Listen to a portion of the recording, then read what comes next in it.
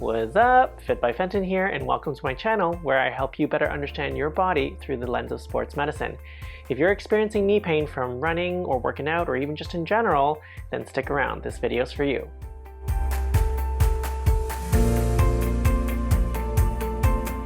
Today's video is part one of a two-part series on knee pain. Today we'll go over some stretches and releases that you can do to help alleviate the acute knee pain symptoms that you're experiencing. In part two, we will go over some specific rehab strengthening exercises that you can do to not only help alleviate the knee pain, but also prevent them from coming back again as well. But before we begin, if you are new to the channel, please consider subscribing and ringing that bell so that you can stay up to date with all the latest videos on rehab and fitness. Let's get started.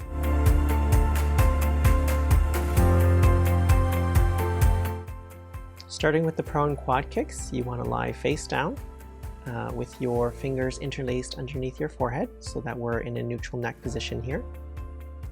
Gently grounding your front pubic bone into the floor, you want to start bending that same side knee, kicking that heel back in towards your sit bone.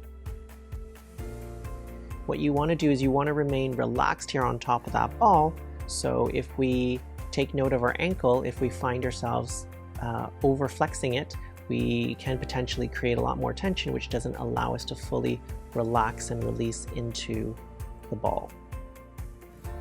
You can also play around with the angle in which your thigh is sitting, so you can turn it out or turn it in, and that will change the position of that muscle sitting on top of that ball, and again coming back into those knee bends with those angle changes. Again, just explore whatever your body needs and whatever it likes while you're on it. You can reposition your body over on top of that ball to start getting into different spots and different knots. One thing to take note of is if we do end up having a lot of tightness through our quads and our hips, we will find that when we do bend that knee, that same side hip may come off the ground.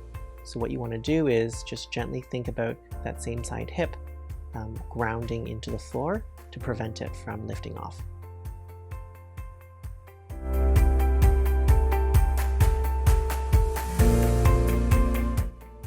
Horizontal running, a side thigh release. I'm not gonna lie, this name was greatly inspired by Pitch Perfect. So here we are lying on our side with our knees bent, kind of in a clam position, positioning the ball underneath our bottom thigh here, putting all that weight into that ball, and if I want to increase the intensity, I lift both ankles off the floor. Take note of how my top hip is in relation to the bottom one. If I kind of let it roll back, I lose a lot of weight onto that ball and I lose the intensity as well. So just think of rolling that hip forwards. I want to move the top leg out of the way as I start straightening out the bottom knee here and then bending it back and forth. Do take note that my bottom thigh does not change position. This is merely just a knee extension and a knee flexion. And then I can start moving the top one over on top of the position where the bottom leg is at its most intense. So you'll kind of find that on your own.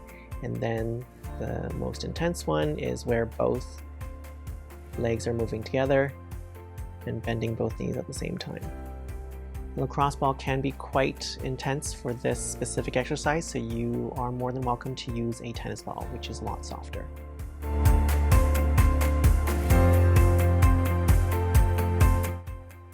The TFL, also known as the tensor fasciae lata, is a small muscle in the hip that can greatly affect the knee when extremely tight.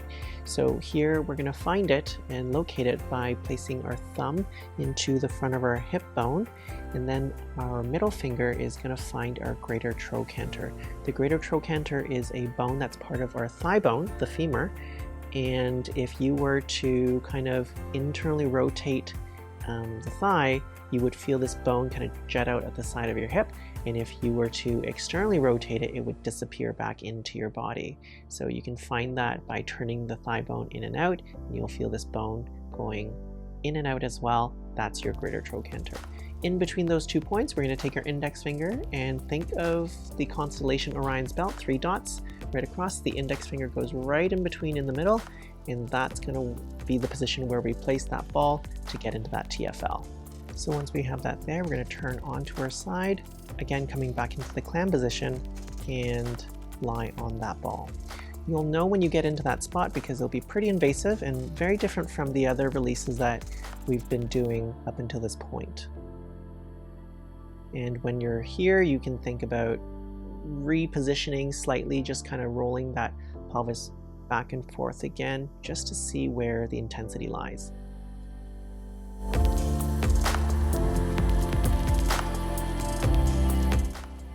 Coming into our stretches now, we'll start off with the low lunge. So here we'll come down onto one knee and we'll point the back toes and start shifting our pelvis forwards and down as we start bending that front knee forwards.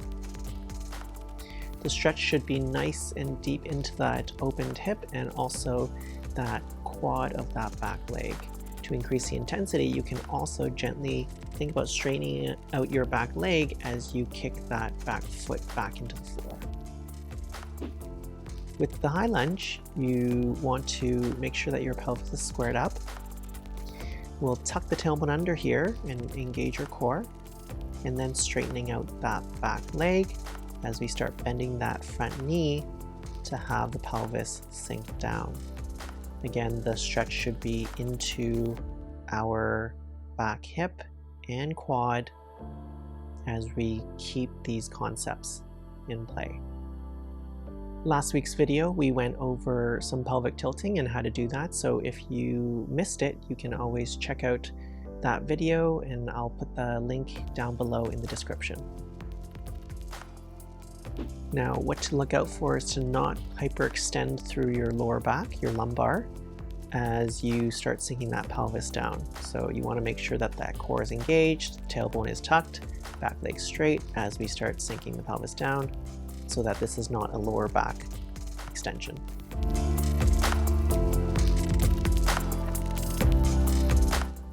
Coming into a simple quad stretch, we want to just grab the ankle from behind and engage your core here as we keep our tailbone tucked so that we're not overarching through the low back again, like so. Right? You want to really just pull the navel in, tuck the tailbone under, and from here, maintaining this position, then we can think about bringing the thigh back to increase that stretch into that quad.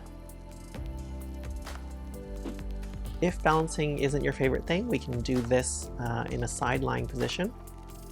Same idea here. Try not to hyperextend your lower back. Keep the tailbone tucked. And then here we're lying face down. Here we can think about our pubic bone gently grounding into the floor as we maintain that tailbone tuck. That's all for today, guys. Thank you so much for joining me. If you did find this video helpful, please be sure to smash that like button and leave a comment below. For more information on what I do as a personal trainer and a rehab exercise specialist, please visit my website, link down below, and be sure to come back next week and we'll go over some specific strengthening rehab exercises that you can do to further help your knee pain. Until then, have a good one.